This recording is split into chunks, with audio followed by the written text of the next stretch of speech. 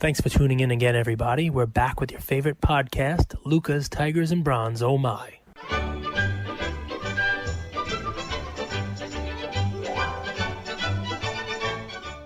It's the weekend, so let's go, Luca Nation. Welcome back. Welcome back. I get to kick it off. It's a Saturday, so I never get to really kick it off. So I'm going to kick it off. We got an episode today.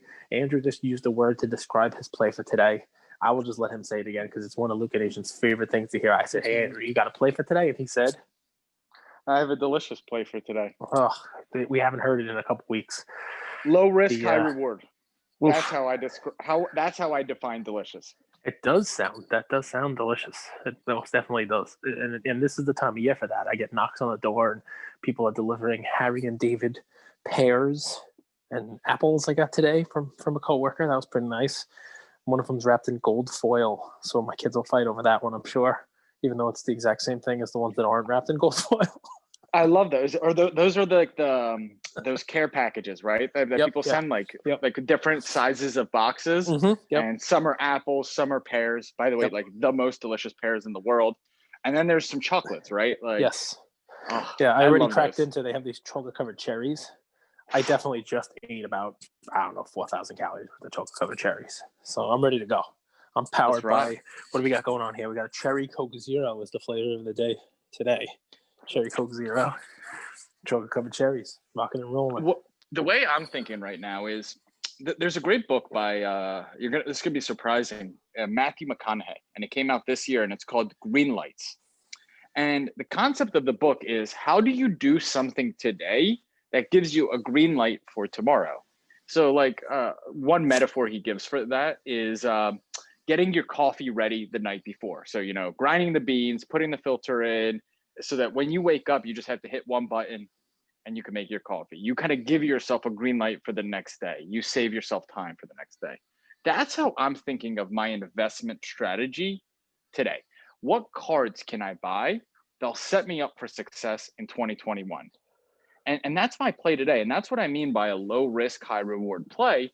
One where I know a lot of information that is in my favor. I know the player is someone that is a superstar with a lot of upward potential as well. And my buy-in point is so low. So my play, I'll get into it. So far, I'm jumping on eBay. I want to start buying this myself. What do we got? Awesome. So type in Fernando Tatis Jr. Topps Chrome. Oh, all right. So I'll give you guys this option, but we just saw this happen with Luca, actually, which was super interesting. I actually think his second year, the 2020 Topps Chrome, where first off, it's a vertical photo. Yes. And Cage, we could talk about this a little bit, but it's changed a little bit, but people don't historically love landscape photos when it comes to cards, right? It's true. And it's also cool because did Tatis win a Gold Glove this year? I don't know. I don't think so. So one of the cards has like a gold kind of trophy at the bottom, but it's him throwing, and I think it's like that gold trophy. That's a Topps All-Star Rookie Cup. So when that's what they do. It's a cup card. So that's one of those things they do like a Topps. They announce who's going to be the it's usually on a second year card. Some people, when it's the card that they've already played a year, it's sometimes on a rookie card, it's odd. So like Yordan Alvarez's 2020 card actually has that cup on it, even though that's his first Topps card. So, but yeah, that's the rookie cup. I love it. So the card I'm looking at, I can't find the number, but it's the 2020 Topps Chrome Fernando Tatis Jr. Refractor. So it's a 2020 card. It's kind of with him throwing the ball. Yep. I don't know why I can't find. Yep. He's kind of like he's jumping over. I think he's jumping over Conforto in the picture. So it's card number 84. If it's the one I'm thinking about, it's card number 84. I'm looking at one right now. It looks like he just threw. He's probably trying to complete a double play. Conforto sliding under him. It's got that Topps cup on the bottom of it. Is that the one you're talking about? Yep. The gold cup. And Cage, off the top of your head, how many people are looking for this card? Not a lot. Not a lot at all. Especially, the refractor is probably more, but not a lot. Although it is a really cool card, and you bring up a good point about it not being his first vertical card. I can tell you, I don't want to toot my own horn here, but I have a couple of these variations at PSA now in one of my personal subs, including I don't want to completely draft off of your pick here, but I have a couple of the Ben Bowler versions and the Ben Bowler Chrome versions of this card in. Yep. So and you're not drafting off my play at all. It's back and forth. And what I mean by giving myself a green light for 2021, one, I know Fernando Tatis is going to have a good year next year. You know, he's a superstar. He loves the game. He has a huge heart. He's always talking baseball. He's always working. Second, it's pretty well known that PSA doesn't grade baseball as hard as basketball. Mm-hmm. It's pretty well known that PSA doesn't grade the Topps Chrome card as hard as the Topps paper. We know that from data from KK Sports. And now, so I'm getting a superstar at a very cheap price that I know is going to have a good year next year in a card that I know gems really high. And my buy-in point is $5 to $8 on the card. So I'm not investing a lot, and I'm getting a lot in my favor. So these are cards, and here's the last factor. Because a lot of people aren't looking at this card, you can steal some auctions. There are going to be some 1-day, 3-day auctions ending on like Saturday night that if you're just watching this card, you're going to be able to steal it. There's going to be cards with bad photos, this card with bad photos, that you might be able to just be the first bidder and steal it because people are looking at basketball right now. Yep. I think that's pretty delicious. I think that's a card that if you buy 10 or 15 of and you throw into your bulk sub, or you throw into your 20-day sub because you got it at such a low buy-in point, you're going to be really happy to get that card back next March or April. And I don't know, what do you think? $75 PSA 10, $100 PSA 10? Yeah, I mean, listen, there is a trend. Let's call it a slow-growing movement, but a trend towards people in our hobby looking at second-year cards, right? And I don't want to put this one on the same, shelf as the Larry Bird and the Magic Johnson that we talked about, right? Where their second-year cards are cool because it's their only card of them by themselves, and people buy that. People pay a little bit of a premium, even though it's a second-year card, because it's not a card of them, with multiple players on the card. Obviously, Tatis last year had a rookie card that was, that was just him, but it does have, I don't want to call it a defect, but it's not an up and down card. It is a card that some people did not want to go after. Now, by the same token, for a cheaper play, you could also look at his Topps update card, which is him swinging. That is an up and down. That is a vertical card. So that's another play that's kind of similar to yours, but that card is more money for the one you're doing. So the one you're bringing is a nice low risk card. Couldn't you buy a mutual fund? Couldn't you buy, 5 of one in the 2020 year, 5 of the vertical, 5 of the horizontal, and have a little bit of a variety of these base cards of Tatis that you're submitting to get graded? You have 3 to 4 months to get them back. And you have all your bases covered. Because I wanted to bring the 2019 Topps Chrome, but I feel that they're a little bit more pick through than some of the recent. I'm sure you're 100% right. 100% right. And people are not picking through these. And it's a cool thing, right? Because, you throw those in a bulk sub, you'll get him back during the season. If he's playing well, you're now into this card for what? $15, $17, and if the vast majority of them grade 10s, you're making money. And that is right. That's the key. I don't think it's a huge assumption too that they're going to grade 10s because of the information we've been provided. 9 out of 10. Yeah, 9 out of 10 should grade 10s, and especially because it's a smart play, because if somebody has a lot of 10 of these on eBay, it's not the 10 that have been picked through. It's the 10 that they got. It's the 10 they got when breaking 2020 looking for Lewis Robert cards. Mm-hmm. They were not submitting these cards, but I think but they're not submitting them because they're not planning on submitting them 20 days or fast sub and spending that money on this card. But if you submit them and you're willing to wait on getting them back till the end of the summer, let's say, when baseball's still being played, Tatis is in the middle of an MVP race and maybe, pull into the playoffs. This is a card you can make money on because you won't be into it for a lot.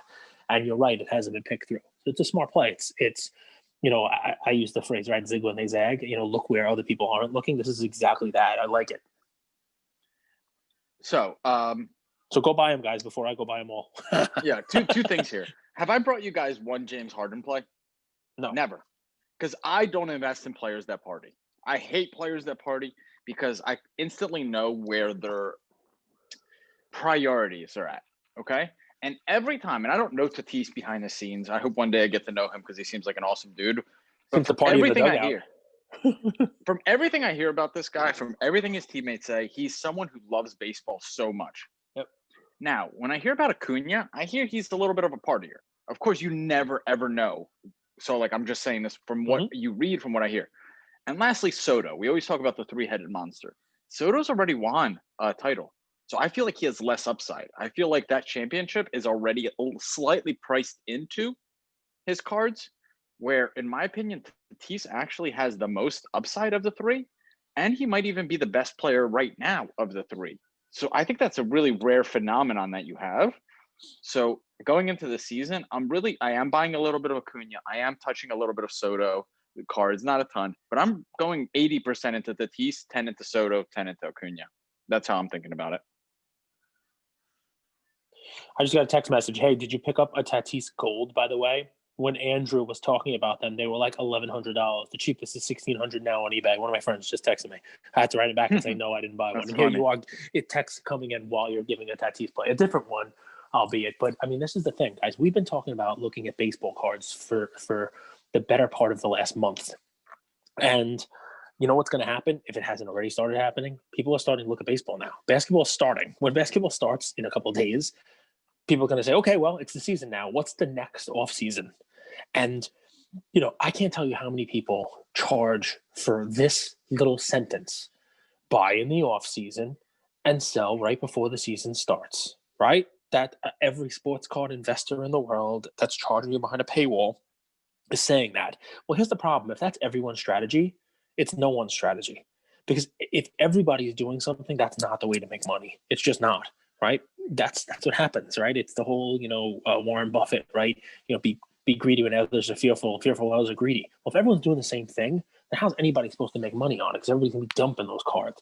So that off-season play, that look at baseball, you need to be the one that's ahead of the curve. Right? You need to be the first one looking at baseball while people are still buying basketball. So let's use an example. Let's talk about. So just yesterday, I saw a post from someone in our community who was selling the Trae Young silver prisms, and he couldn't even sell them for $2,600 a pop, right?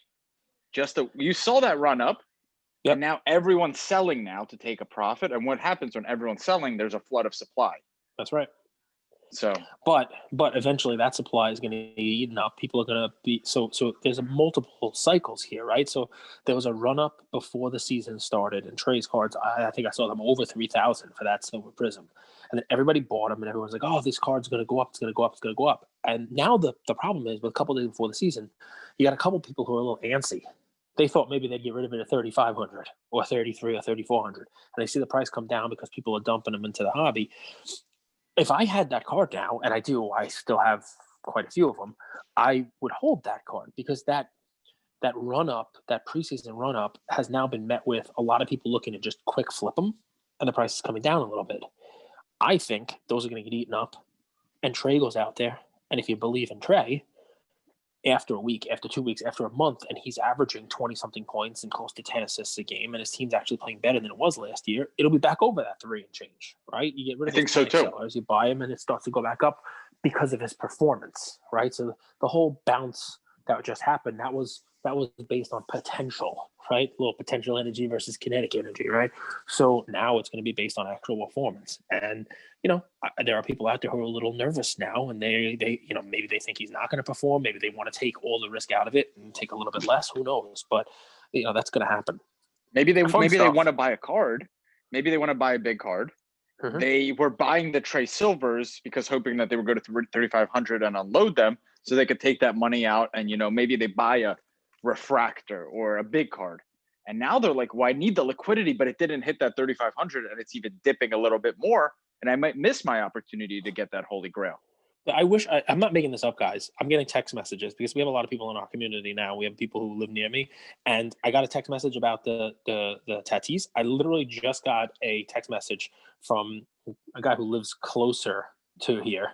And it's selling cards in New York. So a couple of you guys are in a Luca Nation groups with him. He's texting me now, so you can check with him. I'm not lying. He just said, "Hey, Trae stuff pulled back," which I guess makes sense following the run up that he had. Are you buying now or selling? Literally, it's funny, man. People must be in your brain. I woke up feeling fierce for one. You were a little nervous, I know, coming on this podcast because I was like, I woke up in an aggressive mood, ready to conquer. Well, but no, I feel very blessed. I feel great that we get a chance to do this every day. Well, I mean, listen, here's the thing, right? People are looking at Tatis, people are looking at Trey, looking at these things. I like that you brought a Tatis play in a different way of playing it, because it still allows you to invest in somebody that's going to have a good year. But if his cards have started to run up already, chances are the card you just brought has not run up yet. And I like that. I like looking at something where, where there's still going to be potential for the card, potential for the player. You're investing in that player, but it's not one that you're buying at a peak. So I really do. I like that. So, hey, Luca Nation, you got a comment for me. What'd you think of that Killer Whales wrestling idea? We got some real good feedback on that one. It's great stuff. I love it. I love doing that Coffee with Cage stuff. It's become easily one of my favorite, if not my favorite thing to do on a weekly basis. We love getting those questions. And it makes me want to. I thought you were going to be stumped. I thought I was going to stump you with that question, and you were quick with it. You listen. I told you that was like my dad's idea, so I can't really take total credit for it. But I would love to do that. But I hope you never stump me. But we do those things, and we get the great feedback, and we see all the listeners and all the people who are messaging us trying to join the groups, people who are doing the Luca Nation subs with us. And if you have cards you want to sub, just reach out to us. We'll give you all the info. We've submitted a couple thousand cards in the last 2 months, so we're doing pretty good on that front too. It makes me, when I see all those messages and all the fun feedback, it makes me want to do a little extra research and find something for you guys and find a play that you guys can make money on, and I'll jump on it with you after 72 hours. This way you guys get a chance. And I think I have one today.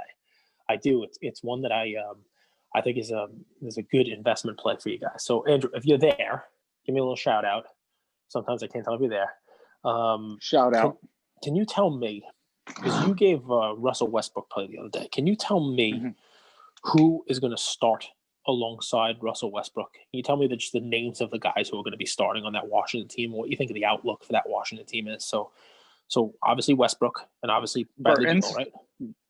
Yep, Burton's. So I think we'll start. No. So right now the first set, Rui, Beal. Ish Smith, is he still there? No. No. So right now the only four lineup that's pretty clear and pretty clearly set right now. And check this out, right? It's Russell Westbrook at the point, Bradley Beal at shooting guard, Rui at power forward, and Thomas Bryant as their center, leaving small forward open. All right. Now, many people who collect Prism cards and who like to just, prospect on Prism rookies will say that small forward was going to be Troy Brown Jr.'s position. And I know a lot of people who have been buying his cards pretty cheap, hoping that he turns into something. But if you just think about that those players there, Westbrook, Beal, Rui, that's a good team. That's a team that should be better than they were. Ish Smith is there. What are you talking about? Yeah, but he's not. Ish is not starting. Okay? Ish is my guy. I know you like him, but he's not starting. But he's not starting. So there's only one remaining, and we got a couple of days left of who's going to start.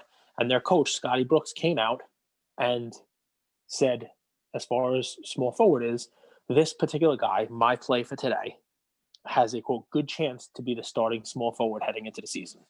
It's still an open competition, which a lot of people are a little surprised that it's an open competition. People thought Troy Brown. Now Cage is going to our native land. There you go. Pick. So nothing wrong with Troy Brown. I'm sure he's great. I'm sure he's going to see plenty of minutes. I know you like Ish Smith. He'll get minutes too. You name it. But I'm going someplace where I think he fell in the draft. A lot of people think he is going to be the steal of this draft. He fell to number 9 at Washington. I think he landed in a great spot. And we talked about this when we have our conversations about Patrick Mahomes versus some of the other quarterbacks that are out there. And a lot of times position, where you fall, the situation you end up being in is just as important, if not more important, for your hobby relevance, for your cardboard relevance as anything else, right? So, James Wiseman, I don't know what kind of stats he's going to have this year. I don't. I mean, he's in a good spot in Golden State.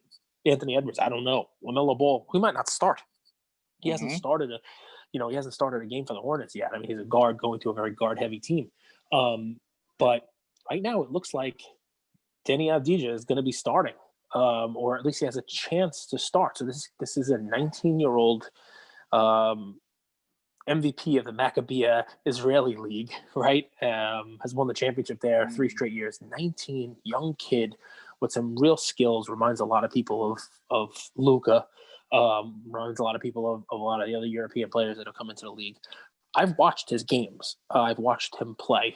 The other night he played a game, didn't miss a shot, but it wasn't the not missing a shot that looked impressive to me. What looked impressive to me was court awareness. Yeah, he's a rookie. He does not play like a rookie. He's got the Euro step down. He rebounds. He's tall. He is looking for the pass when he needs to, looking to shoot when he needs to. He had some great drives. I think he needs to develop going to the left a little bit more. He goes to the right pretty often. He cradles the ball well to make sure no one's knocking out of his hands. He finishes around the rim.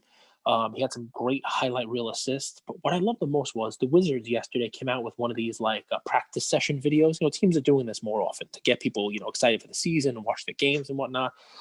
And, they mic people up, like NFL, they have the guys mic'd up on the sidelines, who's mic'd up during the game. And Denny was the one who was mic'd up. And this was like promoted by the Wizards, right? Which leads me, I read into everything that I think that they're finding favor with this guy. They're supporting him. They want to push him as a new face. And during that video, there was also some really good footage of Westbrook showing the younger guys playing defense on the pick and roll, how to fight through it, how to be more physical. He's a big guy for 19 years old. He looks NBA ready. He's got a good shot. He has. I saw a couple of great assists that he had when he was in the game. Do I think he's going to go out there and score 30 points a game right off the bat? No. But here's my play. He has a Prism draft pick card. Now, Prism regular does not come out till March 3rd. This is not a hold this card, grade this card, send it in for PSA and get a PSA 10. Not at all. But right now, besides some weird, upper deck Goodwin, these collegiate contenders, right now, Prism is the card of his that's out there. I don't think many people know that he has a shot at starting. And even if he doesn't get that starting nod, right? Even if he doesn't get the starting nod, I think he's going to see plenty of minutes, and he's going to be a name that gets talked about in that rookie of the year discussion. And right now, he's not. Right now, people are talking about Wiseman. People are talking about LaMelo. People are talking about Anthony Edwards. People are talking about Obi Toppin, right? People are not really talking about Denny. And I think he's going to start. I think he's going to score. I think he's going to have some really good numbers. And I think, as we see the season progress in January and February, before Prism is released, the real Prism, I think you're going to see his name with headlines, him having some really good games on a team that's going to be a little bit better than they were previously. And people are going to be looking for his cards. And can I jump in here real quick? Yeah, please. So right after Cage and I talked about LaMelo and the Hornets having a good year, I went on StarStock to go and look for LaMelo draft pick cards for this exact same purpose, because I don't really want to own LaMelo draft pick cards, but before Prism comes out, I feel like that is actually his stock. Yep. Especially in the first quarter of the 100%. season. So it's a 100%. great way without having to worry about shipping. We just talked about how USPS is a disaster around holidays. Yep. I was like, why don't I just go to the one place there's a stock market and just buy the draft picks card off someone and have it moved to my vault as like a stock, as a placeholder. So I was just thinking about that with a different player. So I am going to tell you, it's funny you say this is what I'm going to do. So assuming you guys leave some for me, because I do want to ride with you guys, but I'm not going to buy ahead of you. Assuming, Wednesday, because we're going to put this out Saturday evening, assuming Wednesday or Tuesday night or whatever it is, that you guys have left some of these, because these cards you can buy for under $5. All right. So I'm just talking about the draft pick, and there's a bunch of them. There's variants. There's pink eyes, red eyes, Prism draft picks. There's no shortage. These are red, white, and blue, green. You can buy the base card. There's also 2 cards. I'm going to focus on card number 6. There's also card number 46. It's, him dribbling the ball, full shot of him, full body. The other one is just upper body. I think the number 6 card, probably the more desirable one, but number 46 is probably a good get also. And you should be looking for these for under $5 per card. Here's what I'm going to do with them. If you guys leave any for me, which, with our listening size getting to be as big as it is, I hope you guys listen to this when it first comes out. I hope you subscribe, because what we're noticing is that, we give a play like this where it's, and people are thankful for the low dollar picks that, they like these low risk, high reward kind of picks. If there are any left for me, I'm going to get these in, and I'm sure with the postal service, it's going to be a little delayed, but I'll get them in after Christmas. I'll get them in, end of December. I'll get them in first week of January, and I'm going to mail them all into Star Stock myself. And I'm going to put them in my Star Stock account. And then in January, when you have a good game, people are going to be looking to buy them. So I'm not going to worry about shipping them myself. I'm not going to worry about, returns or any of that stuff. I'm going to have them in the account, and I'm going to have as many of them as I can get in there. And just like you said, people will be looking there as a stock of this guy. And so, yeah, I think you can get a bunch of his cards. I think he's a good player. Take a look at some video on him, because that's what we tell you guys to do. I've done it. Watch, you just type his name in to put it in YouTube if you want, or just type it in Google, and a couple of videos will pop up. The spelling on it is Denny. It's Deni. Abja. It's Avdija. Avdija. And it's the Prism draft pick card number 6. Is, like I said, also card number 46. There are silvers, hypers, there's autos, you name it. I'm not telling you to get too crazy, because what we're noticing, and Andrew, it's exactly what you talked about. You're looking for what the stock of this guy is until regular Prism comes out. If you want to buy stock in him, you go on Star Stock, and it's the base of the collegiate Prism card. Yep. Right? That's it. The draft card. So, guys, we are in the final stages of wrapping up a partnership that we're going to enroll next week with Star Stock. So I believe it's going to have a first-time depositors bonus type of thing. But here's the thing. We're bringing you guys this play Saturday, and we're going to roll out the partnership, we believe, Monday or Tuesday of next week. So if you haven't signed up for Star Stock and you're thinking about it and you want to buy these cards right there and just have them moved to your vault, either sign up for Star Stock and put like Luca Nation in the notes, or DM us and we'll get that code for you guys. Let's work on that. Well, we're going to unroll it, but this episode's dropping Saturday night. The partnership's coming Monday or Tuesday. So there's this little bit of a period in between. But you guys could put in exactly, because when I signed up and asked like who's the referring, you could just write in Luca Nation right there if you want. Just so and they could they'll retroactively apply the bonus for you guys. Yep, I'm sure. We'll figure that out. But yeah, guys, I mean, listen, this is the pick. Like I said, it's part of the fun of this stuff, right? So I've watched some games. I have the NBA package. And I mean, if you watch, Cage keeps flexing his NBA package on us. Well, what flex? It's $28 a month. It's not a huge thing. It's part of like Amazon. You get it for $28 a month. It's like not a lot of money at all. But our Zoom subscription is $14.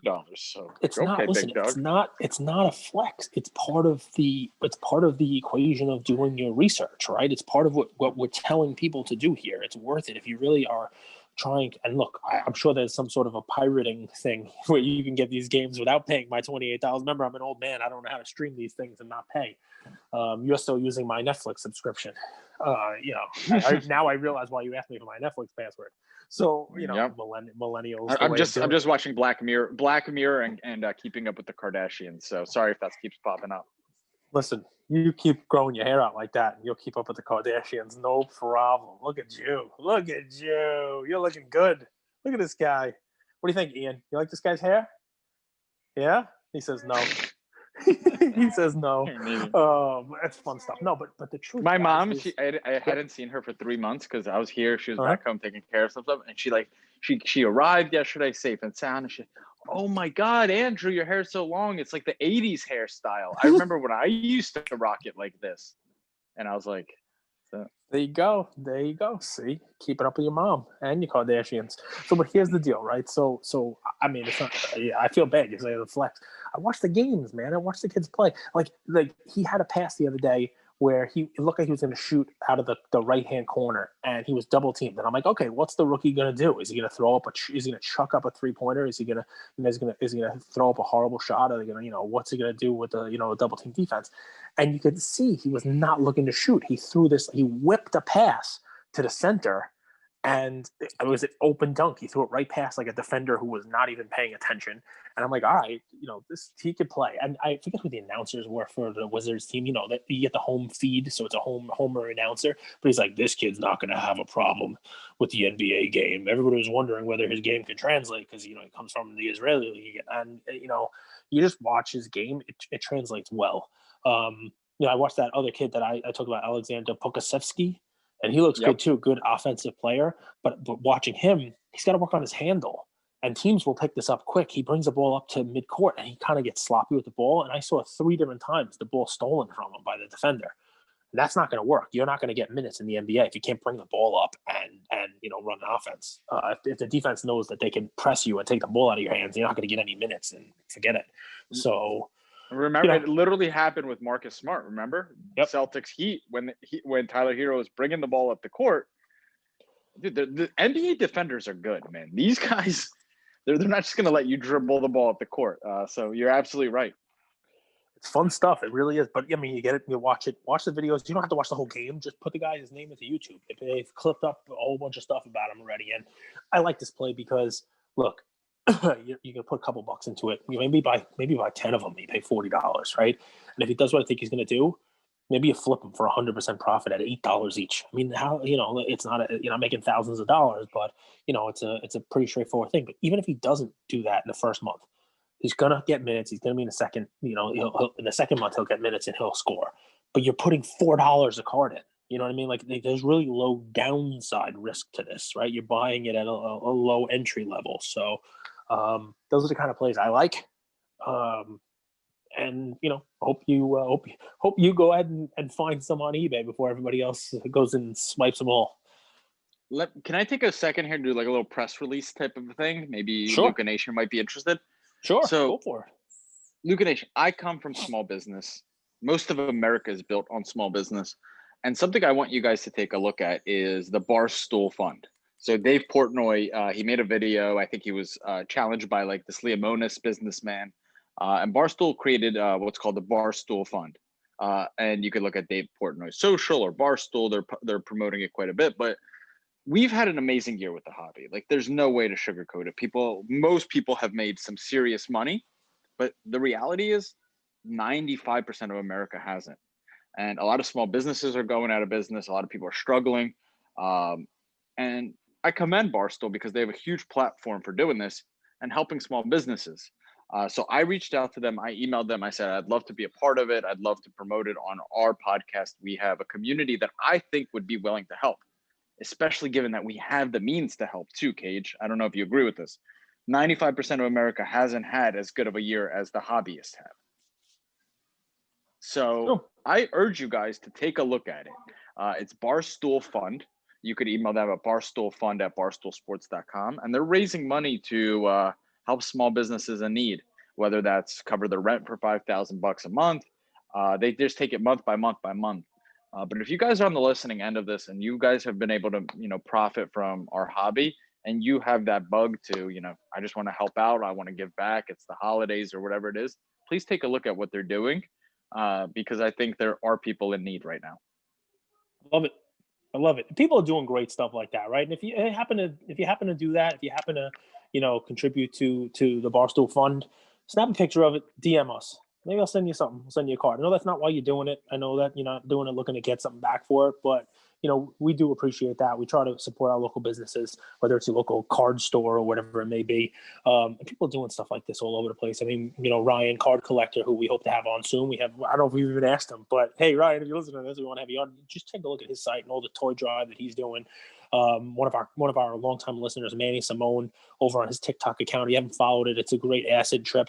It's like watching a Tim Burton movie after not sleeping for 4 days. So take a look at that, and it's like the Beatles album, right? After they found themselves. Yeah, exactly. So, but Manny, we love you, and we sent him over some Pokemon cards, and he did a Pokemon giveaway for kids who can't afford cards or don't have access to cards and stuff like that. I mean, it's the time of year for that. But yeah, if you do happen to contribute to the Barstool Fund for small businesses, let us know. Send us a picture, snap us a screenshot, and maybe we'll mention you on an episode, something. We'll figure something out, because like I said, it's that time of year, right? It's if you're not going to be giving something now, if you're not going to be looking out for your fellow man now, there's no better time to do it, right? So it's the holidays. And if someone at Barstool's listening, or they could tag them, what I thought would be super cool was people to donate some cards that they had. We would auction them off, and all of that money would go to the fund. But I would love to work with them on it to kind of create something like that. But it would be super cool because I just can't wrap my head around it. You know, the hobby has taken off in 2020, but there are people, you know, who are struggling to pay their employees, struggling to pay rent. And I think we can collectively do something to give back. So I like it. I like it. Listen, I try on Uber. I try to go click over to the local businesses on my Uber Eats when I'm ordering myself dinner. Although last night the local business that got my money was McDonald's because the McRib is back, man, and the draw for that is it's very strong. I is have to have a McRib. McDonald's is a local business though. A lot of McDonald's are franchise Franchise. Yep. owned. Yep. So like you look at them and you're like, oh, it's McDonald's, but there's a family and a guy who took a chance because like I don't know if you guys know it costs $1 million to open up a Chick-fil-A. That's a franchise. There's a lot of scrutiny to it. And I know the fast food has done well. Don't send me some mean DMs. But there are families and people that take Don't risks. send me some mean DMs. Well, they're gonna be like, have you seen the drive-through lines at these places? Because they're right. but it is they're many of them are owned and operated by a man who took a chance, saved some money, or a woman. You know, they bought into the franchise, they paid the royalty, and now they're profitable. So just keep that in mind.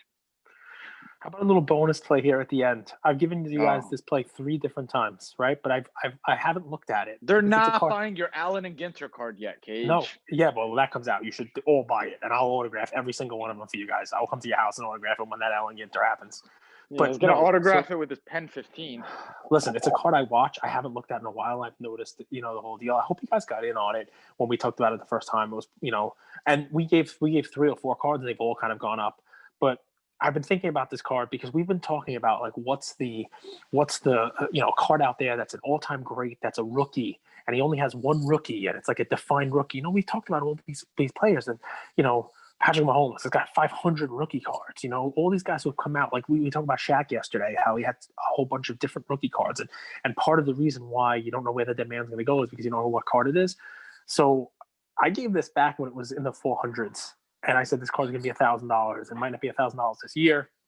It'll probably be $1,000 next year, the year after. You know my card from 1992. It's hideous. It's the Allen and Ginter, what I will do. I'm going to dress up like this guy, when I say it, because it's just a weird card, Project 2020. But it is that 1992 Bowman, Mariano Rivera. And I will tell you guys right off the bat, I own plenty of these cards. And I've told you that ever since I started giving them. I started buying these cards, in the high 2s, low 3s. And I own more than a couple. And it's because the guy's the only unanimous Hall of Famer out there. I mean, Ian literally has this outfit in his closet, and this is his first day of school outfit. No, this is his first day of school outfit. He wears a suit first day of school, brother. He's had 3 first days of school, and he's wearing a suit and tie every single time with an American flag pin. He goes in there, and the parents are like, "What is with this kid?" And he goes in and says, "His first day of school, man. I gotta have respect for my teacher and the whole deal." And it's his own idea, so that's not me doing that because I never wore a suit to school. But I don't know. He's a strange child. He's a good kid. He's a good kid. He's definitely a good kid. He gave him yesterday. He's like, and let's you got not any forget cards about for me to review? Leah is one of the founders of Luca Tigers and Bronzo by that tiger stripe. That's it. The tiger stripe and our logo. That's designed by my daughter. So it's fun stuff. Thank you for bringing her up. But here's the deal. Before we talk about my son dressing up in his Panama pants, his outfit that Mariano. I look at that card, and there are a few still on eBay, but it used to be you can see them for $550 or best offer and a couple of auctions here or there. They're not. I think the cheapest one by now is $699, and there's one for auction that's well over $500 with time left on it. So it's still a card that is still a buy. It is slowly marching towards $1,000 card. There's not a huge amount of them. It is his only one from that year. It is a clear-cut rookie card of the only unanimous Hall of Famer out there. I am going to start buying more of these again. And, I'm telling you guys, I've done this with our other groups. I'll say, hey, I'm buying Tatis. Remember, Andrew, you were involved in this, but, even before we had a podcast, we were in a group of people, and I told them, I said, listen, I'm going to go out there and I'll buy every Tatis rookie card I can. This is way before last season, before he had his run-up. And I said, you guys want to go out and buy them, go ahead. But everyone that's on eBay for $75 or less, I'm going and buying. I'm going to buy every one of them. And I did. I bought a lot of them. And they're not $75 anymore. They're not $300, but give it some time. So Cage and I met in Gary V, what's called the OG Sports Card group, maybe 2 years ago was started. But as you guys know, there's this famous Paul Revere, when he drove through Boston and woke everyone up. There's a famous Cage night where overnight he moved the Pete Alonso market. Yeah, I did. He literally bought every single Pete Alonso PSA 10 available, and they were like $30. Next morning, $50. Yeah, I was buying them. I started buying the first few I bought were like $24, $26. And I just bought every one of them I could buy for up to $35. I bought over 100 of them. I bought every one that was on eBay. I bought every single one of them. And then you couldn't buy them again for less than $50. And then they were $70. This is not a low like, pop card, by the way, guys. Yeah, this is not a low pop card. I just bought them all. I just said, all right, I'm going to buy every one of them. I did the same thing with Tatis. But yeah, I mean, this card here is low pop. And I may just start buying every one of them I can under 1,000. Just why not? So anyway, guys, just these are the kind of cards to look at. I compared this one to like the 1989 score Barry Sanders. We gave the two of them as part of those like under the radar picks of all time greats. Just that cards that are underappreciated in the hobby, but people will look at them. The more we talk about a mutual fund, the more institutional money comes in, and they're building these mutual funds of cards to invest in and to attract people to invest. Those are the type of cards that will be what rounds out those funds. You can't just have a fund of, the Giannis logo man and a Michael Jordan rookie card. You have to have some of these other GOAT type of cards that are approachable and people can actually buy to build out those mutual funds. It's hard to make a list of 25 top athletes of all time and not put Mariano Rivera on that. Yeah, well, for baseball, right? Especially because we've talked about this. What do these guys aspire to? They want to be in the Hall of Fame. There's only one person who's ever been in the Hall of Fame unanimously, the best at their position ever, and that's him. So, you gotta put him up there, right? He's got all the the individual accolades. He's got all the championships for his team, and he's got some records that may never be approached. More people have walked on the moon than scored on him in the postseason, and he played a lot of postseason games. That's insane. Yep. Yeah. Who would you compare him to? Like I when I heard Mariano Rivera and look, I kind of think of him as Bill Russell of the game. Who do you look at him as? If you could comp, of course you can't. For baseball, who would I compare him to for base? For and you could use that Bill Russell comp because that's a good one. No, it's. I mean, Bill Russell is a good one, but I'm trying to think. Like for basketball, when he retires, I'm gonna say Steph Curry. Whoa. Okay, and it's weird, right? You wouldn't think that, right? But when he retires, I'm gonna say Curry is gonna be considered one of the all-time greats, but underappreciated because he did something that was not traditional at the time, right? So if you go through the 150 years that baseball's been played, the closer role. The bullpen, it's a more recent phenomenon. Yeah, there were some great closers out there, but when Mariano was doing it, it changed the entire thing, right? When you had that lockdown closer, that bullpen, the game is very different now than it was even 15 years ago, 20 years ago, when it was let the pitcher go out there and pitch for 7, 8, 9 innings, like let him finish games. People don't finish games now. Baseball teams go out there and they put middle relievers and seventh inning guy, eighth inning guy, the ninth inning guy. What the Yankees did in those postseasons where they got the ball to their bullpen and their starting pitcher gave them 5 or 6 innings, you knew the game was over because their bullpen was going to take it to the house, right? And Mariano was the anchor of that. Remember in '96, the first one they won, he wasn't even the closer. John Wetland was. Mariano was the setup guy. So that should just tell you about the bullpen. It changed the game, right? And over time, I think he'll be more appreciated for bringing in that aspect of it. He's a reliever. Can you make a relief pitcher a Cy Young winner? Can you make a relief pitcher an MVP? I mean, how valuable could he really be? He just comes in and pitches an inning 40, 50 times a year. Curry, I like that comparison because he changed the game. I mean, the game is very different with Curry playing now. Someone like Trae Young would not have been looked at as an all-star type of player. Trae Young would have been benched in the 2000s. There's no chance any coach would have allowed him to do what he does. They would have beat him up. They would have, he would have been physical with him, the whole deal. But somebody like Steph comes along, changes the game, does what he does it better than anybody else. That would be my comparison to it. And I think the same type of thing is going to happen. I think you're going to see more appreciation for someone like Mariano, more appreciation for someone like Steph Curry as the game continues along the path that they changed it into. So different. I get the Bill Russell comparison because of the championships. I brought you guys this stat, which just blew my mind. Nolan Ryan pitched 170 complete games in the 70s. Since then, all pitchers combined have pitched 170 complete games. Yep. the game. That's a great comp, Cage. And just a little slice of the value we try to bring you guys here every day. You know what I'm thinking? Like new listeners, as much as this is a daily show, I honestly don't. I think there's so much value in going back and catching up on old episodes, not just for the play, but for the analysis and the strategy. Because I don't know where you could get like the history of baseball, comparing it to how Curry changed the game. That's brilliant, Cage. Because I agree with you. I agree. Great point. Well, I mean, I get the Russell thing because, I mean, obviously Mo won a lot of championships just like Bill Russell did. But, you know, maybe George Mikan or maybe, you know, Will Chamberlain, you know, they didn't win as many championships, but they were a game changer, right? They were so big, you name it. But I like the Curry one. We'll stick with that. If I were, you know, football, I don't know where you go with football, right? You know, a quarterback who came in and changed it to passing, who, you know, it's not really Brady, maybe Drew Brees. You know, Drew Brees didn't win that many championships, but I mean, he was one of these guys that was just like, you know, offense. You know, the game of football is different too. You know, it's interesting. Crazy. Stuff. Drew Brees played with LT, right? One of the greatest quarterbacks of all time, one of the greatest running backs of all time, and that team never won anything. Yeah, he didn't really play for the Chargers that long. And remember, the game had not yet developed into what it was. If you look at the stats that Brady had in the beginning of his career, as opposed to what he did at the end of his career, you'll see a monumental shift in the game. I mean, Brady, in the beginning of his career, I used to draft him as a fantasy quarterback because I didn't draft my quarterback until the 12th round.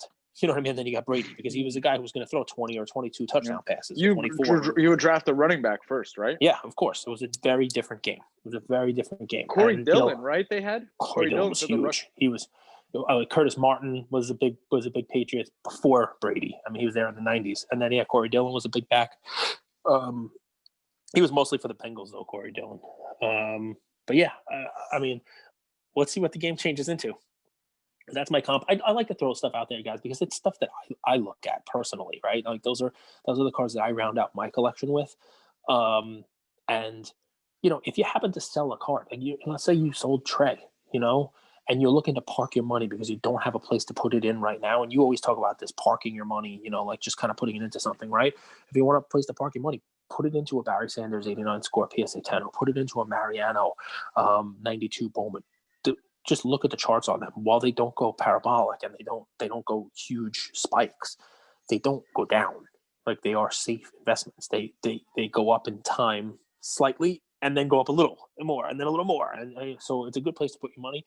They're liquid. You can put it on eBay. You can sell it pretty quickly if you do find something else that you want to put your money into. It's a good place to kind of park your money, and better than putting it in like a savings account or in the mattress.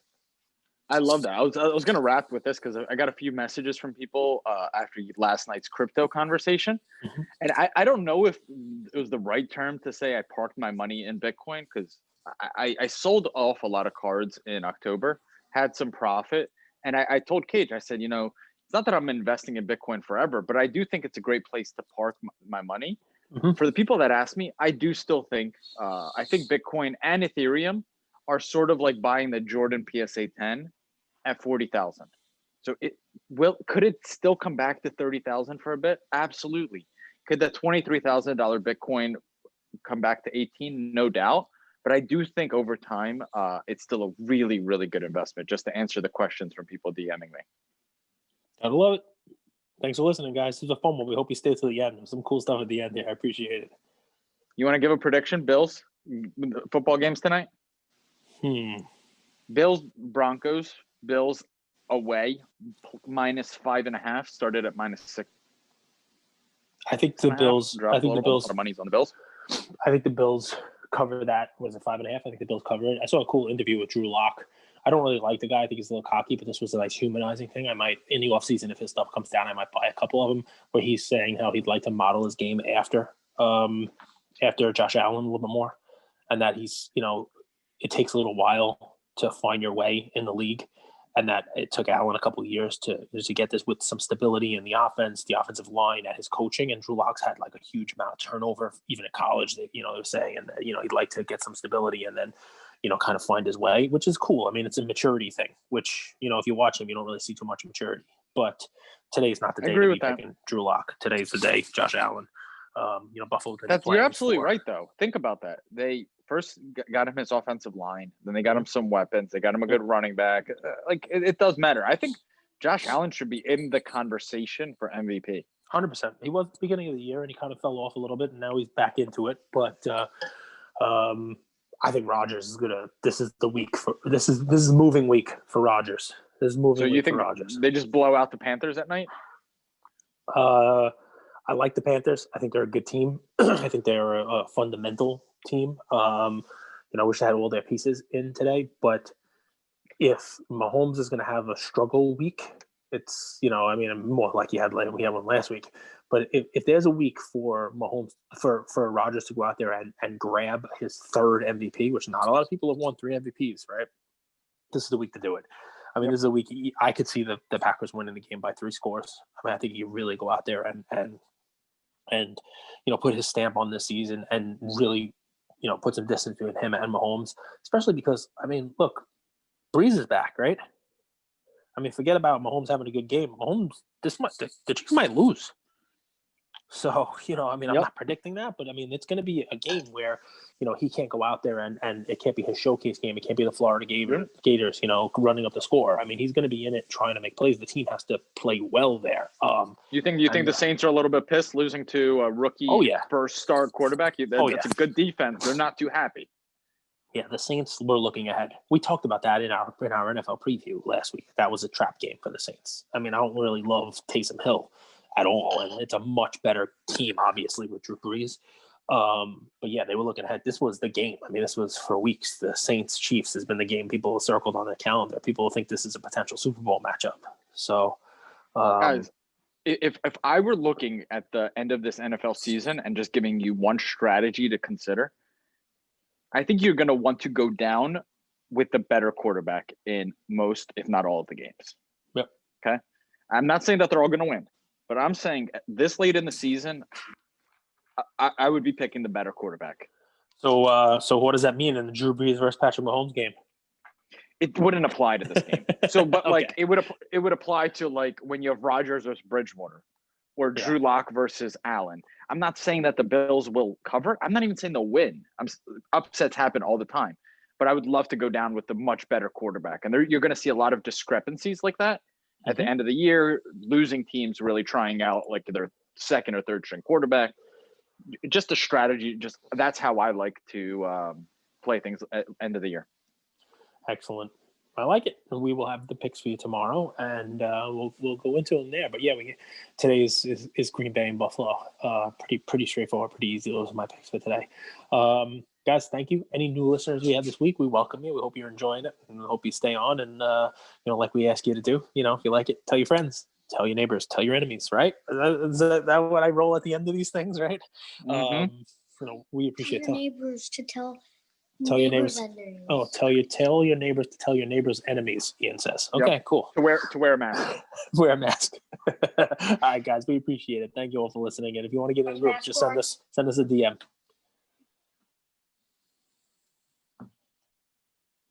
Thank you for spending some time with us on another episode of the Lucas, Tigers, and Bronze Oh My podcast. Do us a favor and like, subscribe. You know what? Don't just like and subscribe. Everybody does that. If you like us, tell your friends, tell your neighbors, tell your enemies, tell everybody. And we hope you got something from spending some time with us today, and we'll see you next time. Thank you.